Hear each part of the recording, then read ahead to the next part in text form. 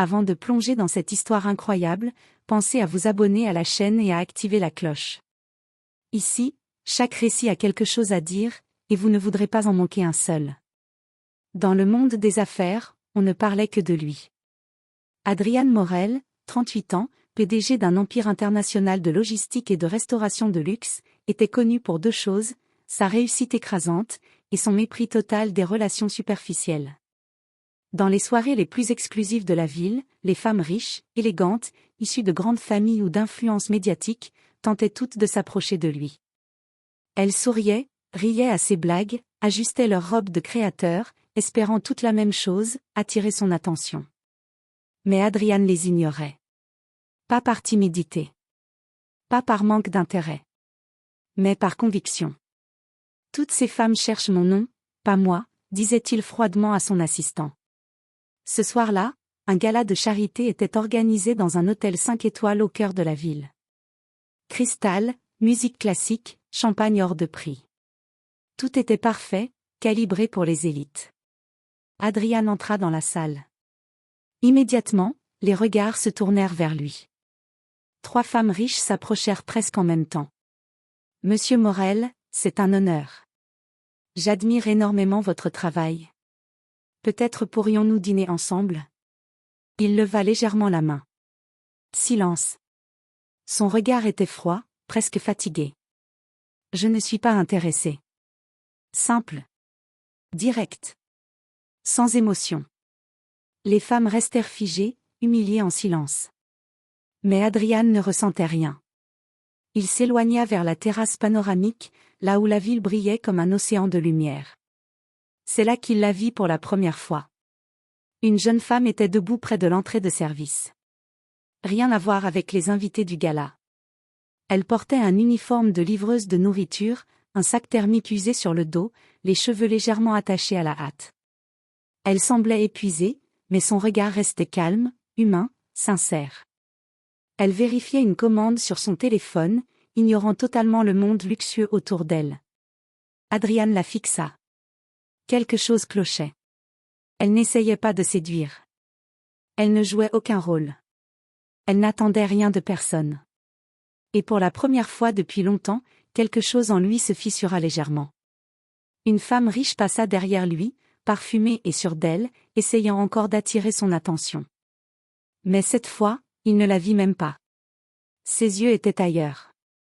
Sur cet inconnu. La livreuse leva brièvement les yeux. Leurs regards se croisèrent une fraction de seconde. Un instant simple. Mais suffisant pour changer le cours de la soirée. Adrian Morel venait de rejeter toutes les femmes de son monde. Sans savoir qu'il venait de remarquer celle qui allait tout bouleverser. Le lendemain du gala, la ville semblait avoir repris son rythme habituel. Les gratte-ciel brillaient sous le soleil du matin, les voitures de luxe glissaient silencieusement sur les avenues propres, et les entreprises recommençaient à faire tourner des milliards comme si rien ne pouvait les arrêter. Dans son bureau au dernier étage de la tour Morel Group, Adrian Morel travaillait déjà. Entouré d'écrans affichant des chiffres, des contrats internationaux et des flux logistiques, il était parfaitement dans son élément. Tout était contrôlé. Tout était logique. Sauf une chose. Une image persistait dans son esprit. La livreuse. Il ferma brièvement un dossier. Ridicule, murmura-t-il. Mais il n'était pas convaincu lui-même. Pendant ce temps, à l'autre bout de la ville, Lina travaillait déjà depuis 6 heures. Sac de livraison sur le dos, casque sur les oreilles, téléphone à la main, elle enchaînait les commandes sans pause. Pizza, café, repas rapides, colis urgents, tout ce que les autres ne voulaient pas faire, c'était son quotidien. Elle ne se plaignait jamais. Elle n'avait pas le luxe de se plaindre. Sa mère était malade. Les factures s'accumulaient. Et chaque course comptait. Livraison pour Avenida Centrale, immeuble Orion, indiqua son application. Elle soupira doucement, monta sur son vieux scooter et repartit dans la circulation. Au même moment, au siège du Morel Group. Adrian était en réunion avec ses directeurs. Nos marges dans le secteur restauration augmentent de 12%, expliquait un cadre. Mais Adrian n'écoutait qu'à moitié. Son regard se posa sur la grande baille vitrée. Et sans comprendre pourquoi, il repensa encore à elle. Pas une femme riche. Pas une héritière. Pas une candidate parfaite. Juste une livreuse. Quelques heures plus tard, Lina arriva à une adresse prestigieuse. Un immeuble de verre et d'acier, sécurisé, intimidant. Elle vérifia la commande. Pantouz Morel Group. Elle fronça légèrement les sourcils. Morel. Ce nom lui disait quelque chose. Mais elle ne réfléchit pas davantage. Elle prit l'ascenseur de service, monta jusqu'au dernier étage. Les portes s'ouvrirent. Et elle se figea. Devant elle, un couloir luxueux, silencieux, presque irréel. Et au bout du couloir, Adrian Morel. En personne. Il leva les yeux de ses documents. Et la reconnut immédiatement. Le monde sembla ralentir. Lina, elle, ne savait pas encore qu'elle venait d'entrer dans l'univers de l'homme le plus puissant qu'elle avait vu de sa vie. Elle recula légèrement, confuse. J'ai une livraison. Adrian ne répondit pas tout de suite. Il la regardait comme si quelque chose venait de se briser dans son ordre parfait. Puis, calmement. Toi, encore toi. Lina cligna des yeux. Pardon? Silence. Et pour la première fois, Adrian Morel perdit un instant le contrôle de son propre regard. Le silence dans le couloir du dernier étage semblait plus lourd que tout le reste de la ville. Lina tenait toujours son sac de livraison contre elle, comme un bouclier. Devant elle, Adrian Morel ne bougeait pas. Trop calme. Trop sûr de lui. Trop intimidant. Toi, encore toi. Ces mots résonnaient dans sa tête sans logique. Elle avala difficilement sa salive. Excusez-moi, monsieur, je fais juste mon travail. Je ne sais pas qui vous êtes, mais j'ai une livraison à remettre. Adrian la regarda sans répondre immédiatement. Il observait chaque détail, ses mains légèrement tremblantes, son uniforme usé, ses chaussures fatiguées, mais surtout, ses yeux. Pas de calcul. Pas de stratégie. Pas d'intérêt caché. Juste de la fatigue et de l'honnêteté. Et cela le dérangeait plus qu'il ne voulait l'admettre. Tu ne sais pas qui je suis, demanda-t-il enfin. Lina haussa légèrement les épaules. Je livre de la nourriture, monsieur. Je n'ai pas le temps de suivre les célébrités. Une phrase simple. Mais pour Adrian, c'était inhabituel. Toutes les personnes qu'il croisait connaissaient son nom avant même de parler. Il fit un pas vers elle. Lina recula instinctivement. Reste là, dit-il calmement. Ce ton n'était ni agressif ni doux. C'était un ordre naturel. Elle s'arrêta, méfiante. Écoutez, si c'est une blague ou un problème avec la commande, je peux appeler mon entreprise. Un léger silence. Puis Adrian esquissa un sourire presque imperceptible. Une blague? Dans sa tête, Lina commença à mal interpréter la situation. Un homme riche. Un pantouse. Un regard étrange. Des mots bizarres. Elle pensa immédiatement à ce que beaucoup de livreurs redoutent, les clients arrogants, les jeux humiliants, les personnes qui se croient tout permis. Son regard se durcit légèrement. Monsieur, je n'ai pas envie de problème. Je fais juste une livraison. Elle tendit le sac. Voilà votre commande. Adrian ne bougea pas tout de suite. Puis il s'avança lentement, prit le sac, mais ne le regarda même pas. Ses yeux étaient toujours sur elle. Pourquoi tu travailles comme ça? Demanda-t-il soudain. Lina cligna des yeux. Comment ça, comme ça? Livrer des repas. Courir partout. Te fatiguer pour les autres. Elle eut un petit rire nerveux. Parce que je n'ai pas le choix. Silence. Cette phrase, simple et directe, frappa Adrian plus fort qu'il ne l'aurait cru. Mais Lina, elle, commençait à se sentir humiliée. Écoutez, je ne sais pas ce que vous essayez de faire, mais ce n'est pas drôle. Si vous avez commandé, signez et je pars. Adrian fronça légèrement les sourcils. Je ne me moque pas de toi. C'est pourtant ce que ça ressemble. Elle croisa les bras, défensive. Les gens comme vous posez toujours des questions comme si la vie des autres était un spectacle. Un silence lourd tomba. Même les lumières du couloir semblaient plus froides. Adrian resta immobile. Personne ne lui avait parlé comme ça depuis des années. Pas avec colère, mais avec vérité. Il baissa légèrement les yeux vers le sac de livraison. Puis de nouveau vers elle. Tu penses que je me moque de toi? Et je devrais penser quoi? Un battement. Puis Adrian fit quelque chose d'inattendu. Il sourit. Pas un sourire moqueur. Un sourire intéressé. Intéressant. Lina fronça les sourcils. Quoi? Rien. Tu peux partir. Elle hésita. Puis attrapa son casque. Merci.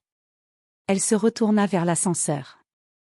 Mais avant que les portes ne se ferment, elle entendit sa voix une dernière fois. Lina. Elle se figea. Comment connaissait-il son nom? Les portes se fermèrent. Et Lina resta seule dans l'ascenseur, le cœur légèrement accéléré, sans comprendre pourquoi cet homme venait de troubler sa journée, autant que ses pensées. Dans le Penthouse, Adrian resta immobile. Pour la première fois depuis longtemps, il ne pensait plus en chiffres.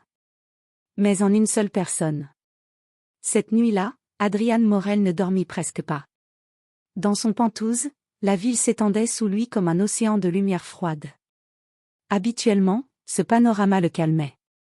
Tout était sous contrôle. Tout avait une place. Mais cette fois, quelque chose dérangeait l'ordre parfait. Lina. Il était assis dans son bureau, devant plusieurs écrans encore allumés, mais aucun rapport ne retenait vraiment son attention. Il rejouait la scène. Son regard. Sa voix. Sa façon de reculer. Sa méfiance immédiate. Et surtout, ce qu'elle lui avait dit. Les gens comme vous posez toujours des questions comme si la vie des autres était un spectacle. Il serra légèrement les doigts. Personne ne parlait comme ça à Adrian Morel. Et pourtant, elle l'avait fait sans trembler. Le lendemain matin, il prit une décision inhabituelle. Je veux savoir qui elle est, dit-il à son assistant. Pardon, monsieur? La livreuse. Lina. L'assistant hésita. Nous avons des milliers de livreurs partenaires, monsieur Morel. Adrian se leva. Alors filtre. Trouve celle qui a livré au dernier étage hier. Silence. L'assistant comprit qu'il ne s'agissait pas d'une simple curiosité. Pendant ce temps, Lina continuait sa routine. Toujours la même course. Toujours la même fatigue. Toujours la même pression. Mais quelque chose avait changé. Elle pensait à cet homme malgré elle. Son regard froid. Son ton étrange. Et surtout, son nom qu'il connaissait. Elle secoua la tête en roulant. N'importe quoi. 2 jours plus tard. Lina reçut une nouvelle commande. Livraison spéciale, Morel Group Tower. Penthouse VIP. Elle s'arrêta net. Encore ce nom. Son cœur fit un petit saut inexplicable. Non, pas encore là-bas. Mais elle n'avait pas le choix. Refuser une commande signifiait perdre de l'argent. Alors elle partit. Quand elle arriva à la tour, la sécurité la laissa passer sans difficulté. Cette fois, quelque chose était différent. Les employés la regardaient. Pas comme une simple livreuse. Mais comme si elle appartenait déjà à un monde qui n'était pas le sien. Elle monta. Et les portes s'ouvrirent. Adrian l'attendait. Debout, au milieu du couloir. Comme s'il savait exactement à quelle seconde elle arriverait. Tu es venu, dit-il calmement. Lina soupira. J'ai une livraison. Encore. Elle lui tendit le sac. Mais cette fois, il ne le prit pas immédiatement. Ce n'est pas un hasard, dit-il. Elle fronça les sourcils. Quoi? Cette commande. Je l'ai validée moi-même. Silence. Lina le fixa. Pourquoi? Adrian s'approcha légèrement. Pas trop près. Mais assez pour qu'elle ressente sa présence imposante. Parce que je voulais te revoir. Le cœur de Lina s'accéléra légèrement, mais son visage resta fermé. Ce n'est pas une raison valable pour jouer avec le travail des gens. Adrian la regarda, intrigué. Tu crois que je joue? Vous êtes riche. Vous faites ce que vous voulez. Les autres doivent suivre. C'est toujours comme ça. Un silence lourd. Adrian ne répondit pas tout de suite. Puis il dit doucement. Tu me vois comme ça? C'est ce que vous êtes, non? Pour la première fois, Adrian sembla légèrement déstabilisé. Pas offensé. Mais touché. Il regarda ailleurs une seconde. Puis revint à elle. Alors apprends à me voir autrement. Lina resta silencieuse. Pourquoi je ferais ça? Adrian répondit simplement. Parce que je ne t'ai pas oublié depuis le gala. Un froid passa dans le couloir. Lina recula d'un pas. Je ne suis pas intéressée par ce genre de jeu, monsieur Morel. Elle attrapa le sac. Laissez-moi travailler en paix. Elle se retourna. Mais cette fois, Adrian ne la laissa pas partir aussi facilement. Lina. Elle s'arrêta, sans se retourner. Tu vas revenir ici. Silence. Je ne pense pas. Et elle partit. Adrian resta seul dans le couloir. Mais pour la première fois de sa vie. Le mot « non » ne lui semblait pas une fin. Plutôt, un début. Depuis ce dernier échange, Lina avait décidé une chose simple, éviter la Tour Morel Group à tout prix. Mais la vie n'aime pas les décisions trop simples. 3 jours plus tard, une notification s'afficha sur son application. Commande prioritaire client premium compensation doublée. Adresse, Morel Group Tower. Penthouse VIP. Elle resta figée. Son doigt hésita au-dessus de refuser. Puis elle pensa à sa mère, aux factures, aux dettes. Elle accepta. Toujours pareil. Murmura-t-elle avec amertume. Quand elle arriva au sommet de la tour, l'atmosphère était différente. Trop silencieuse. Trop organisée. Même la sécurité semblait la surveiller autrement. On la laissa passer immédiatement. Sans discussion. Sans contrôle. Comme si elle était attendue. Adrian Morel l'attendait déjà dans le salon du Penthouse. Mais cette fois, il n'était pas debout. Il était assis. Face à une grande table recouverte de documents. Et surtout, face à elle. Tu es venu, dit-il calmement. Lina posa le sac. Je n'avais pas le choix. Encore une livraison. Prenez-la et je pars. Mais Adrian ne bougea pas. Il la regardait autrement. Plus lourdement. Plus sincèrement. Cette fois, il n'y a pas de livraison. Silence. Lina fronça les sourcils. Alors pourquoi m'avoir fait venir? Adrian inspira lentement. Puis il poussa les documents vers elle. Parce que tu es déjà dedans. Lina ne comprenait pas. Dedans? Dedans quoi? Adrian se leva enfin. Et pour la première fois, son masque de PDG froid semblait fissuré. Mon entreprise. Elle éclata presque d'un rire nerveux. Vous plaisantez? Mais son regard ne riait pas. Il désigna les papiers. J'ai demandé des informations sur toi. Lina se raidit immédiatement. Vous m'avez espionné? Non. Vérifiez. C'est pareil. Adrian ne recula pas. Lina, tu as livré à des endroits que même mes propres équipes refusent. Tu as travaillé sans arrêt, tu as aidé des clients sans plainte, tu as même donné ton repas une fois à un enfant dans la rue. Lina resta figée. Comment vous savez ça? Silence. Adrian la fixa longuement. Parce que je t'ai observé. Le cœur de Lina s'accéléra, mais cette fois, pas de façon agréable. Vous êtes malade ou quoi? Vous me suivez? Je te teste.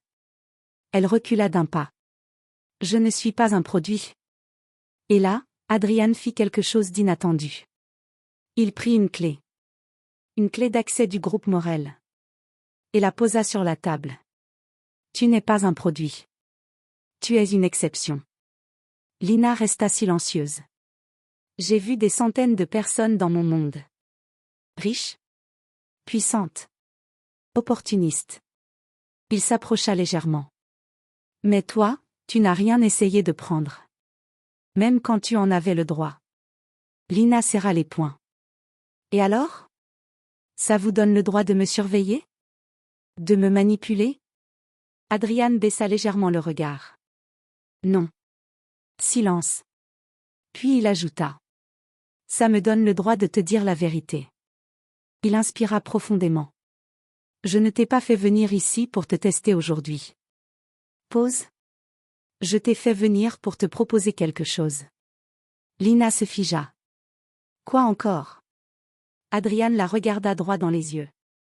Un poste dans mon entreprise. Pas comme livreuse.